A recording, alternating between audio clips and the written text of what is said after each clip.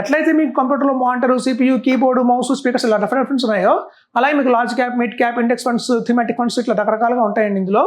So చెప్తే ఇక్కడ మీరు చూస్తే దానికి మీకు ఇప్పుడు చూడండి, మనకి ఫర్ ఎగ్జాంపుల్ తీసుకున్నాం, ఒక మ్యూచువల్ ఫండ్లో మనం వేస్తాం 50 lakhs అంటే వెయ్యం.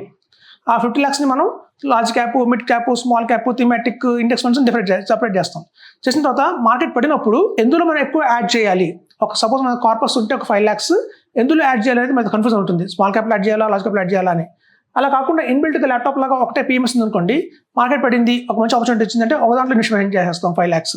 రేపు పొద్దున విత్డ్రా చేసినప్పుడు కూడా మనకు ఇలా ఎన్ని ఫండ్స్ ఉంటే మనకి కన్ఫ్యూజన్, మనం స్మాల్ క్యాప్ నుంచి రిడీమ్ చేయాలా, లేదా మిడ్ క్యాప్ నుంచి రిడీమ్ చేద్దామా, ఫ్లెక్సీ క్యాప్స్ నుంచి రిడీమ్ చేద్దామా అనేది చాలా కన్ఫ్యూజన్గా ఉంటాం.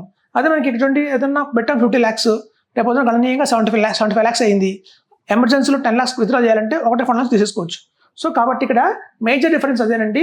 ఇది ల్యాప్టాప్ లాంటిది, PMS అన్ని కలిపి లార్జ్, మిడ్, స్మాల్ క్యాప్ అన్ని కలిపి కూడా మనకి ఒక బుటిక్ లాగా వచ్చేస్తుంది. సో అది మనకి ఇందులో ఉన్న అడ్వాంటేజ్.